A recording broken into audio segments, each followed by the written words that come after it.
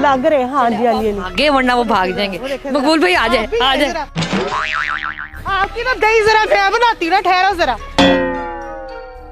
जरा इधर पकड़ो जरा इसको।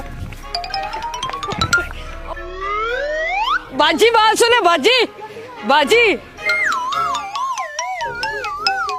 MYK न्यूज की वीडियोस देखने के लिए हमारा चैनल सब्सक्राइब कीजिए और बेल आइकॉन को क्लिक कीजिए ताकि आप हमारी आने वाली वीडियो से बाखबर रह सकें। अस्सलाम वालेकुम नाज़रीन, उस रात में MYK न्यूज़ के साथ। और ये वीडियो आज की जो है वो मैं अपनी मर्जी से नहीं बना रही।